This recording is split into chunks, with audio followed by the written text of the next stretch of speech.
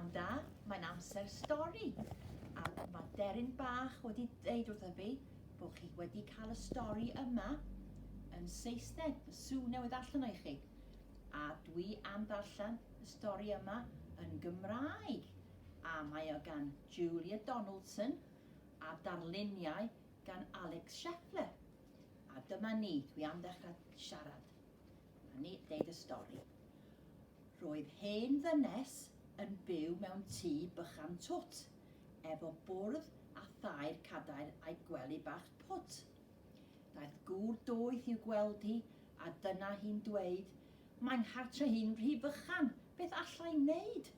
A elli di helpu w'r doeth, ar fy llw, sdim lle yn y tŷ ma i ddweud be na bw. Dos ar iar na i'r tŷ efo ti, medda'r gŵr. Mynd ar iar ma i'r tŷ efo fi, wyt ti'n siŵr? Wel, dyna hi'n clwcian a dodwy wy mawr, cyn taro'r jwg gorau yn deilchion ar lawr. Ac meddai'r hen ddynes, wel, nonsens ei hun, does dim lle i ddwy pan doedd dim lle i un. Does dim lle i disian a tiw, o dyma haw dw. Sdim lle yn y tŷ yma i ddweud be na bw. A elli di helpu w'r doeth ar fy llw. Sdim lle yn y tŷ yma i ddweud be na bw. Dos ar afr na i'r tŷ efo ti, medda'r gŵr. Mynd ar afr ma i'r tŷ efo fi, wyt ti'n siŵr? Wel, fe gnoiodd e'r llenni a thorri yr wy, cyn mynd ati wedyn i gnoi mwy a mwy. Ac meddai'r hen ddynes, wel wir ar fy ngair, roedd yn fychan i ddwy, does dim lle i dair. Mae chwain gan yr afr ac mae'n drewi fel pw. Sdim lle yn y tŷ ma i ddweud be na bw. A elli di helpu w'r doeth ar fy llw, sdim lle yn y tŷ ma i ddweud be na bw. Dos ar hwch na i'r tŷ efo ti, medda'r gŵr. Mynd ar hwch yna i'r tŷ efo fi, wyt ti'n siŵr?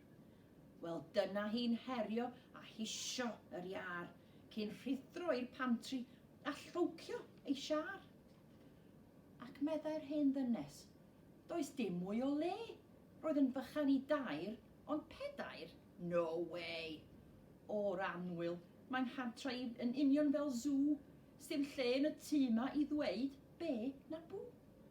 A elli di helpu w'r doeth ar fy llw, sdim lle yn y tŷ ma i ddweud be na bw. Dos ar fuwch na i'r tŷ efo ti, medda'r gŵr. Mynd ar fuwch ma i'r tŷ efo fi, wyt ti'n siŵr? Wel, fe stompiodd i mewn a chreu halibalw, cyn dawnsio'n swnllyd a chanu mww. Ac meddai'r hen ddynes, dwi bron mynd trwy'r to, roedd pedair yn ormod, wnaeth 5 beth mor tro. Rhaid gwerthu y lle ma a dweud tŵdalw, sdim lle yn y tŷ ma i ddweud be na bw. A elli di helpu w'r doedd ar fy llw, sdim lle yn y tŷ ma i ddweud be na bw. Wel, dos â nhw allan o'r tŷ, medda'r gŵr. Ond wedyn, mi fydda i fel roeddwn, mae'n siŵr. A allan ar iar, heb na chlwcia na chwyn. Mae lle nawr i disian a chwythu fy nhrwyn. Wedyn, allan ar afr a'r hwch wrth ei chwt. Mae'r tŷ'n fwy o lawer a ddipyn mwy twt. Yna, gwthiodd hi'r fuwch fel dwn i ddim be. O'r diwedd, mae gen i ddigonedd o le. O diolch i ti yr hen ddyn. Roedd yn fychan i 5, ond mae'n anferth i 1. Wel, rwy ti'n o'r doedd, mae'n rhaid i mi ddweud, yn gwybod yn union beth ddylwn ei wneud. A nawr mae hi'n hapus drwy'r dydd, medden nhw, yn canu a dawnsio a dweud be a bw. O ydy, mae'n hapus drwy'r dydd, medden nhw, yn canu a dawnsio a dweud be a bw. Na ni, diolch yn fawr i chi, a pnawn da, hwyl.